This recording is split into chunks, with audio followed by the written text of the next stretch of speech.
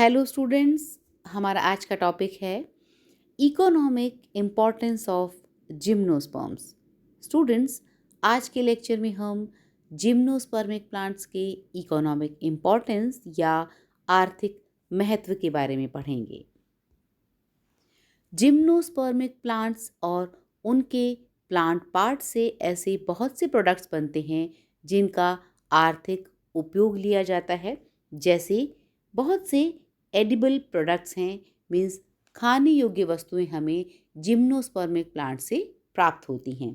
साथ ही साथ जिम्नोस्पर्मिक प्लांट्स एक बहुत अच्छा सोर्स होते हैं वुड का, क्योंकि ज़्यादातर जिम्नोस्पर्मिक प्लांट्स बड़े बड़े ट्रीज़ या पेड़ होते हैं जिनके स्टेम से वुड प्राप्त होती है। इसी प्रकार से पेपर इंडस्ट्री में इसका स्टेम काम में लिया जाता है और essential oils, tannins, fibres, fatty oils और रेजिन्स, ये सारे प्रोडक्ट्स हमें अलग अलग जिम्नोस्पर्मिक प्लांट से प्राप्त होते हैं जिनका अलग अलग इंडस्ट्री में उपयोग होता है।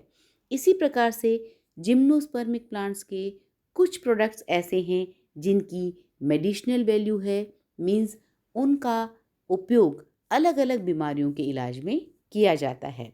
इसी प्रकार से जिम्नोस्पर्मिक प्लांट्स के कुछ पौधे ऐसे हैं जिनकी ऑर्नामेंटल वैल्यू है या फिर जिन्हें सजावट के काम में लिया जाता है।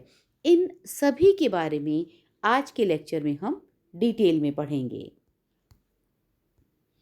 सबसे पहले हम बात करते हैं फूड वैल्यू की। Gymnosperms are a good source of food. Seeds of these non-flowering plants are widely used as edible species. बहुत से जिम्नोस्पर्मिक प्लांट्स जैसे कि जिंको, पाइनस और साइकस के जो सीड्स हैं वो खाने योग्य होते हैं।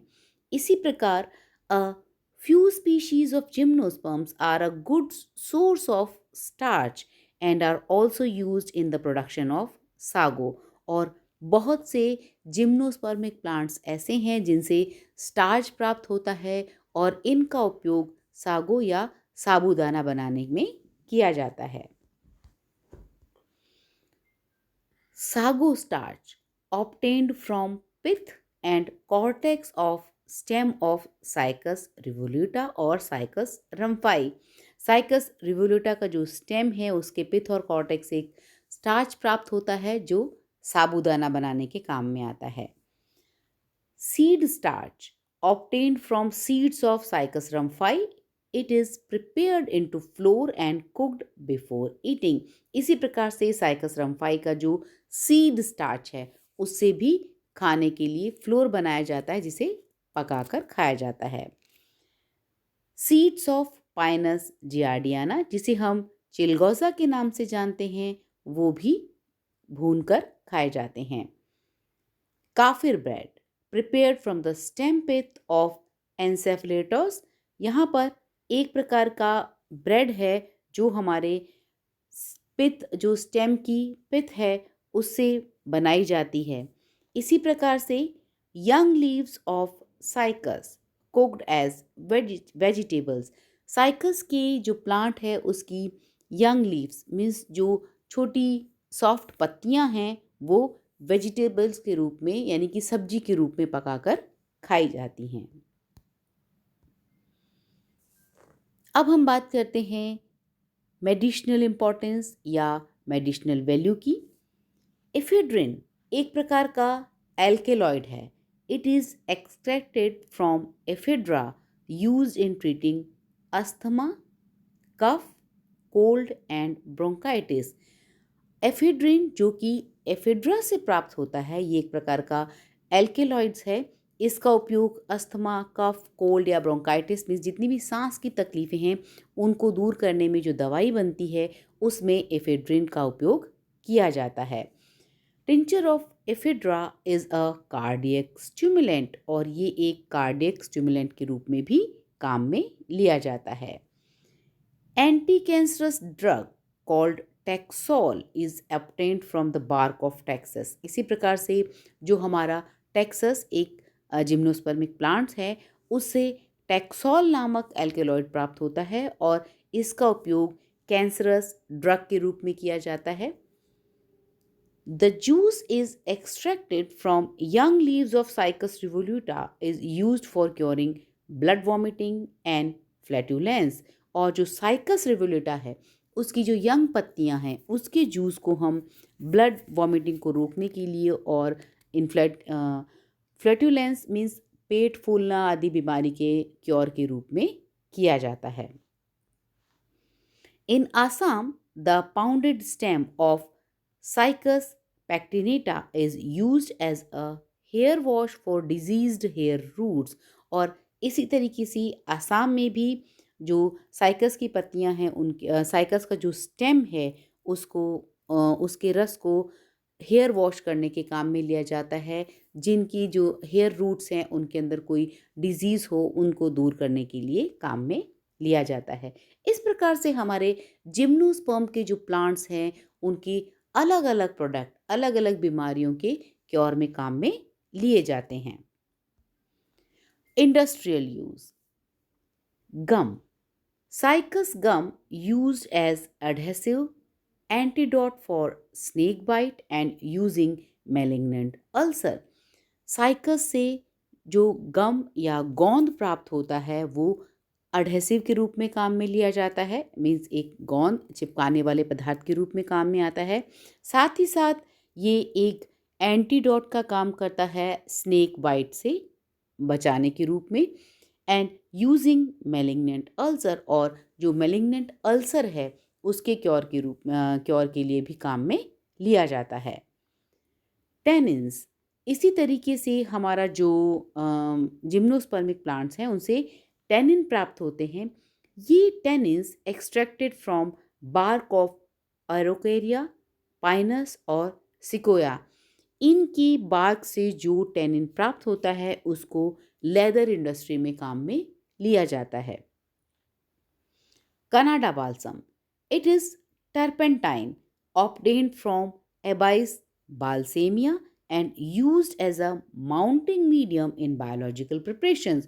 और हमारे जो बायोलॉजिकल प्रिपरेशंस हैं उनमें माउंटिंग मीडियम में चिपकाने वाले पदार्थ के रूप में काम में लिया जाता है। इसी प्रकार से कनाडा बाल्सम जो टर्पेंटाइन है उसका उपयोग भी हमारे बायोलॉजिकल प्रिपरेशंस में होता है। तो गम, टेनिन्स और कनाडा बाल्सम तीनों ही की इंडस्ट्रियल वैल्यू है जो हमें जिम्नोस्पर्मिक प्लांट से ये प्रोडक्ट प्राप्त होते हैं। Timber and its product. Conifers are an important source of timber all over the world. Conifers बहुत बड़े बड़े ट्रीज़ हैं, पाइन ट्रीज़ जो कि पहाड़ी क्षेत्र में मिलते हैं। इनकी वुड एक बहुत ही इम्पॉर्टेंट रोल प्ले करती है हमारी टिम्बर इंडस्ट्री में। The conifer wood is non porous and soft. The coniferous wood is valued for furniture making and interior decoration. और जितने भी हमारे कॉनिफर्स हैं, जो बड़े बड़े ट्रीज़ हैं, पाइन ट्रीज़ हैं, उनकी वुड को फर्नीचर बनाने और इंटीरियर डेकोरेशन के काम में लिया जाता है। Wood of pinus is used for doors, poles, beams and railway wagon flooring etcetera. Means जितने भी वुड के प्रोडक्ट्स हैं ये सारी चीज़ें हमें जिम्नोस्पर्मिक प्लांट से प्राप्त होती हैं। Plywood prepared from podocarpus. इसी तरीके से पोडोकार्पस से प्लाईवुड बनाई जाती है। इंडस्ट्रियल यूज़ में अगर हम बात करें तो पेपर इंडस्ट्री में papers like newsprints, writing and printing papers are being prepared from the wood pulp of Pinus, Picea, Abies and Needham etc। और जो हमारे वुड जिनसे पेपर बनाया जाता है वो ज़्यादातर हमारे जिम्नोस्पर्मिक प्लांट्स हैं जिनकी वुड पल्प से पेपर बनाए जाते हैं। The leaves of cycads are used for preparing baskets, mats, hats and brooms। हमारी जो भी साइकेड्स हैं मीन्स जिनकी लीव्स थोड़ी हार्श होती है क्योंकि ये ज़ीरोफिटिक होते हैं, और इनकी जो पत्तियां हैं वो मैट, हैट और झाड़ू और बास्केट वगैरह बनाने के काम में ली जाती हैं। The fibers obtained from the leaves of cycas and macrozemia are used for stuffing pillows and making mattresses. इसी तरीके से जो साइकस की पत्तियां हैं उनसे जो फाइबर प्राप्त होते हैं उनका उपयोग भी हमारे पिलो और मैट्रेसेस मीन्स गद्दों में भरने के स्टफिंग के काम में लिया जाता है। रेजिन स्टूडेंट्स, जितने भी जिम्नोस्पर्मिक प्लांट्स हैं उनके स्टेम, लीव्स या रूट्स में रेजिन डक्ट्स पाई जाती हैं जिनसे एक सेमी फ्लूइड सिक्रीट होता है। ये रेजिन भी बहुत इंडस्ट्रियल वैल्यू का है, बहुत ज़्यादा इकोनॉमिक इम्पोर्टेंस है।